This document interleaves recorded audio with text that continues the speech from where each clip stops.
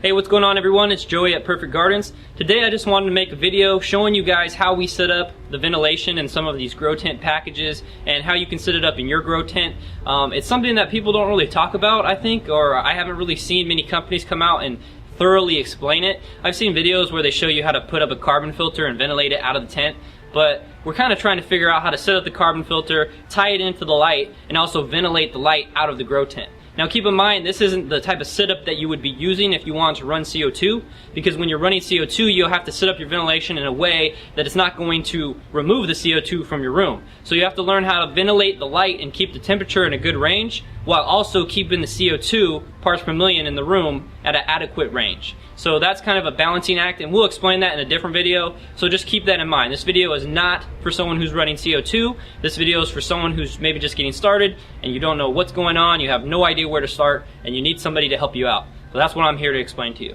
So as you can see behind me, I have a grow tent set up.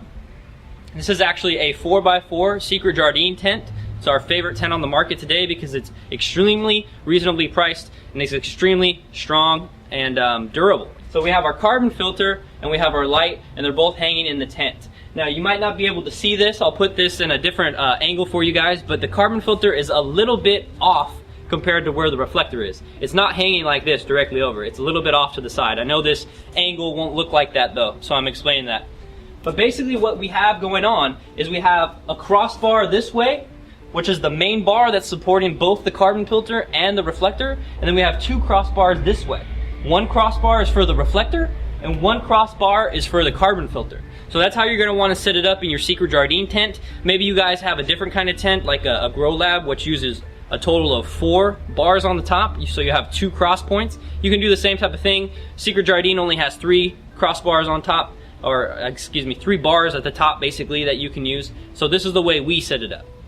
So what we have basically is you have your crossbar here and your crossbar here, like I explained. Your carbon filter's hanging here, your light's hanging here.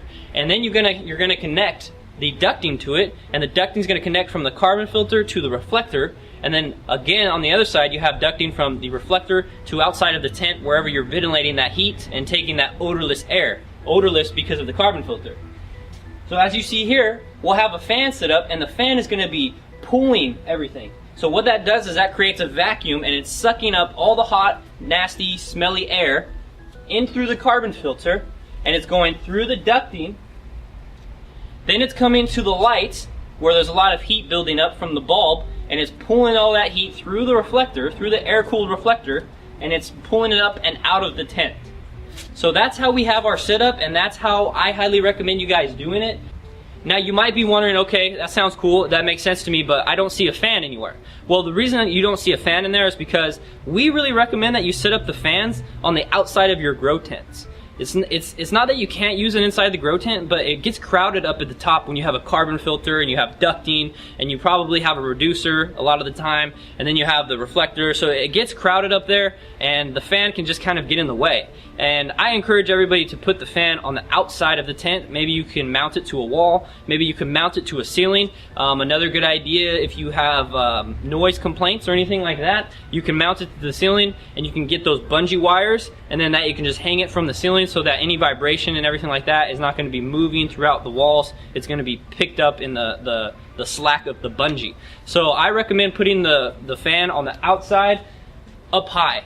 We can also ventilate out the side. That's not to say you're not allowed to. I just always try to ventilate up high because heat likes to rise anyway, so it might as well take it out the way it wants to get taken out. Now another thing I want to let you guys know about this, you really can't use those little booster fans to do this. Like if you're just cooling the light, it'll work. But if you want to go through a carbon filter and go through a light and then probably go another 10 feet or so to wherever you're taking that heat, you're just not going to have a lot of success with it. So I recommend you guys spend a little extra money for the bigger fans, you know, like the bigger centrifugal fans, maybe a Grow 1 6-inch fan. Those are like 125 bucks. And that fan's going to give you a lot better results. And put it on a speed controller because you don't need 400 CFM. But now you can keep it as you grow as a grower, and you can, you know, as a person getting bigger, maybe bigger grows, now you have the fan you already need. Another thing I want to let you guys know is keep in mind when you're setting this up, you want to make sure that you have extra ducting.